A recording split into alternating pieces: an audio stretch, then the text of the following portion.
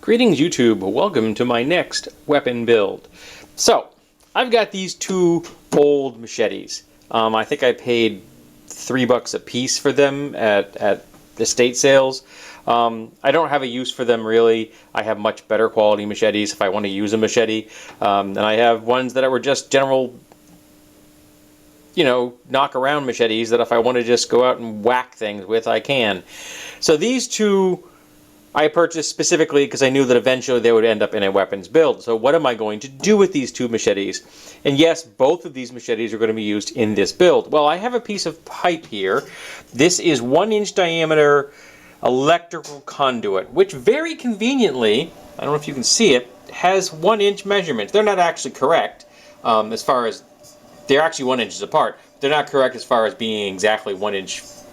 You cannot use this as a ruler, but these are roughly 1 inch apart, so that's really handy. And that's also, the center line is going to make drilling holes a lot easier. So what I'm going to do is I'm going to mount one of these on the far end, and then the other one on this end, and they're going to be in line with each other, just like they are now. So one's going to be facing this way, and one's going to be facing that way. And I'm going to attach this the same way I have been doing in the past when I'm using tubing. So I drill a hole. So imagine this is going to be the hole, the direction I'm going to put 2 bolts to hold the machete together. I'm going to drill one hole going 90 degrees to that, 1/4 inch hole, and then I'll cut a slot for the blade to fit into, because I'm going to have to take the handles off. And I then drill 2 holes here to put the bolts through, and it sandwiches the whole thing together, locking it down, and we're good to go. And between the bolts and the fact that you get the metal pinching it, and that hole I'm drilling is the expansion joint, the whole thing works together. Now, once I get these apart, maybe I'll see if I can actually try getting this into the tube without cutting the slot. And maybe that's an idea. I haven't tried that. The problem with that is it takes some very precise measurement, because you have to make sure you get the holes exactly where you need them. But maybe I'll try that. I haven't done that in a while. I think I did it once before. Man, again, this is something I just thought of that just now as I'm making it. Maybe I don't need to cut the slot, because that would make it cleaner.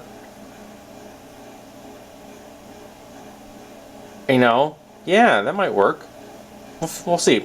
So the first thing I have to do is strip this, get this off the table, it's in my way. Then strip all this crap off both of these machetes. Take all the handles off, get the pins out, and then look at what the blade itself looks like underneath the grips. Now this one has been spray painted silver. I think maybe, the only thing I can think of is 2 options. One, somebody wanted to use it as a costume or for something like that, because it shows up a little brighter. Or they could have had maybe they were trying to protect it, the metal, by putting spray paint on it as some kind of primitive coating. Like this has got a coating on it, so maybe this is a newer blade than this one. So maybe somebody, I don't know. The only thing I can think of, because I got 2 of these. I've already turned 2 machetes came from the same place, and the other one I've used in my post-apocalyptic glaive. So go do a search for that on my channel if you want to see that video, or look for my DeviantArt page and you'll see the post-apocalyptic glaive. But both of them were spray painted silver, though they were different types. They were different brands and different models of machete. So the person did have some either very similar taste, or they thought they had a specific need for the different blade shapes. I don't know.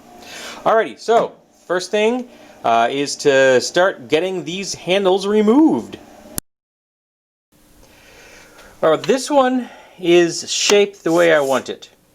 I'm going to have to drill 2 new holes, because I need holes that are going to be in the middle of the blade. I'm going to drill the holes in the shaft first, and then ram this in place, and then drill the holes all the way through the blade. So the holes go through the shaft first, and then they go through here, and then the whole thing gets pinned together. I had to give up on trying to get this handle off. I don't know what this wood is, but it is like bloody stone. It is so hard. I could not. I tried to gouge these out with my broaching bits. I tried going at this thing with a saw. I wouldn't even friggin' touch it. I can't use my grinding wheel because I tried to go in like that and it just started burning and it started huge plumes of smoke, so I can't do that. So I gave up and just cut the whole blade off. So on this end, it's going to fit inside the tube. On this one, I'm going to go with the slot because I can have this bottom out at the split I'm making, and I'll make the split like probably 4 inches deep. Yeah, probably 4 inches deep. And then 2 holes. I will drill the holes and all the holes and then make the split so that the holes are taken care of before I go cutting the slot in the metal. And this one will be the one I do last because when I'm done it's going to go in and it's not coming back out. So it means I'm going to have to sharpen this thing up before it goes into the handle, which is going to make handling it somewhat problematic. I also learned that when you're using your angle grinder, don't grab the flap wheel while it's spinning with your bare hand. Didn't hurt myself, but it's a real sharp learning curve. All 3 of the holes I need on this end have been drilled.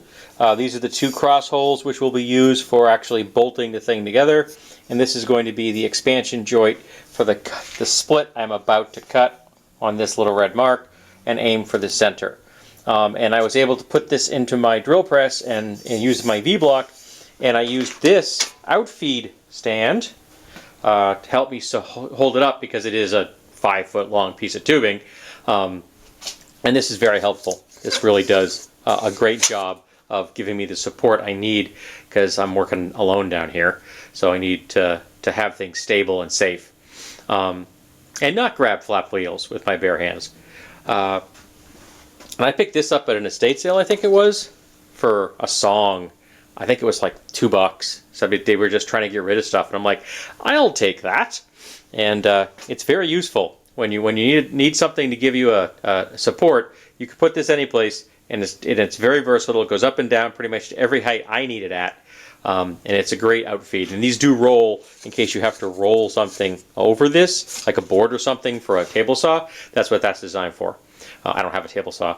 I don't do a lot of woodworking. Most of the stuff I do is play with metal and make dangerous toys.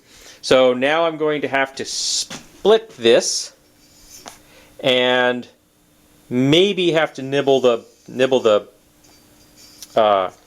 slot a little bit because I don't know if I'll have to measure the width of my cutting blade and the width of my blade because I think the blade is a little bit thicker. We'll find out. I'll make it work. And I can always probably also bevel the edge of the bottom to make it go in the slot a little bit easier. And once I get it bottomed out, then it will be clamp it together and drill the holes all the way through. That way I'll get an exact location for my holes. And since I already have the hole drilled, it should be able to pretty easy to get through there centered. I also made sure that the outside edge here was actually 4 inches. So I set the center of my hole in 3 7/8 because the drill bit is a 1/4 inch in diameter.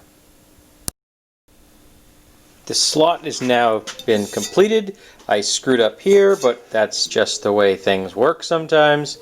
And I've got these 2 spots with the drill. I put my drill bit into my hand drill and clamped this whole thing together, made 2 nice holes. So now I have a spot to go through when I want to go through this with my broaching bit, my roto broach bits. That's going to have to wait because now I have to, while I still have the V-block in my drill press, it makes sense to go ahead and drill the holes on the other end.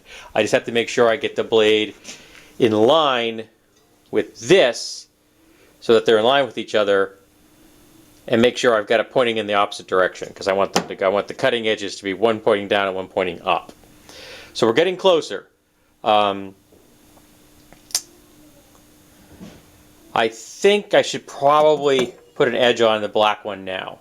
This one can wait because this one's going to be able to easier to get in and out because of this slot. It's going to go in and out a little easier. I also like the fact that I'm having the ends be different from each other because again I'm going for that kind of primitive post-apocalyptic vibe, the Mad Max Wasteland look, and I like the fact that the ends will not be exactly the same. That kind of, and not to mention by having this bottom out here, it makes it more stable even with the 2 bolts in there. So everything will be more stable than if it had if it didn't come all the way down to that spot. That's giving me greater stability, greater. I mean, not that I'm ever actually going to swing this against anything. This is just, you know, for fun. But yeah, so I think it's time to sharpen that up. At least put a better edge on it at the moment. The moment the edge is kind of sad. I don't know if anybody has used this much. It's got some marks on the blade. I didn't do that. So maybe somebody used this, but they didn't take care of it, I can tell you that. Alrighty, I've encountered a problem. This is mounted. Awesome, right?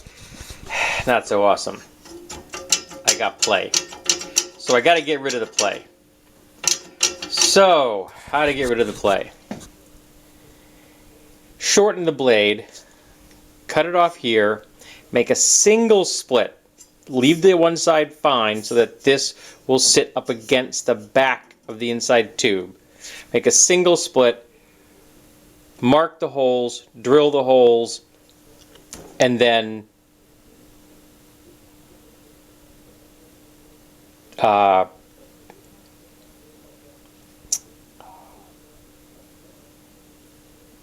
remount the whole thing. Apologize for the pause there. So yeah, so take this apart, cut this off, put a single slot in here, not both sides, just one. It'll be easier to do. Just wide enough to get this in there, and then put this back together.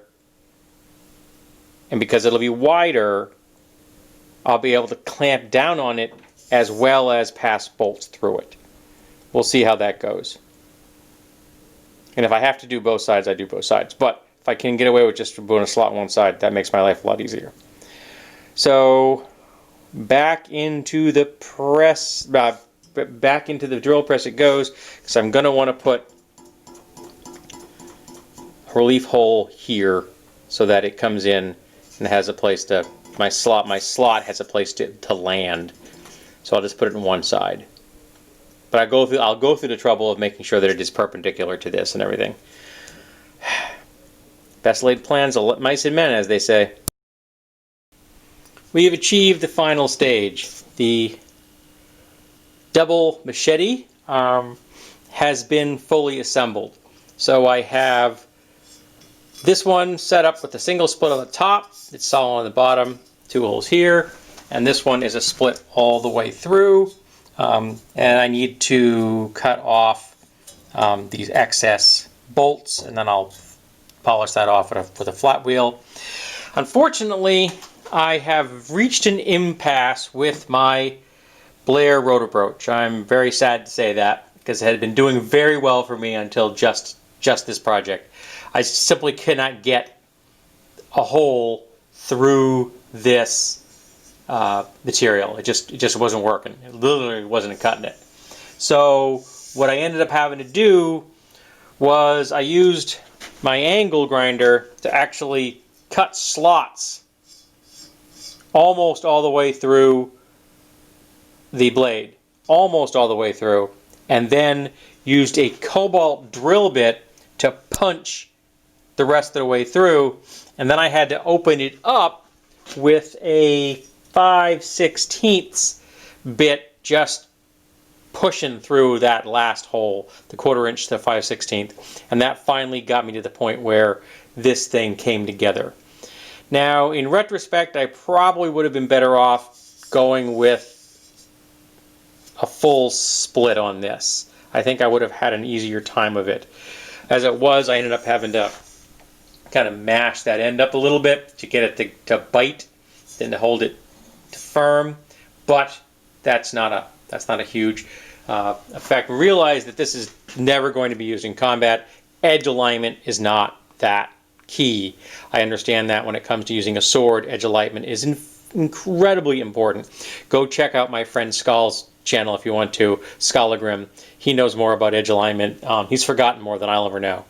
He's a genius when it comes to using a weapon like that. But I'm not using a lot of edge alignment on this. This is just a post-apocalyptic Mad Max style Wasteland weapon. I think it's cool looking, and when I'm, when I'm done, it's going to make some really cool pictures. I'm going to be a heck of a hard time storing this thing because it is not an easy shape to store. It's very long. It's got a 5-foot shaft. This is 15 inches long. The other one's 18 inches long. So this thing is a long item, and it's going to be dangerous to store. But I'm going to store it like that because I want to cut these off, and then I want to polish them up. So that's my last step. Cut those off, polish it up, and then go have some lunch because I'm getting hungry. Alrighty. So finish that up, take some pictures, and then you can visit this on my DeviantArt and my Instagram.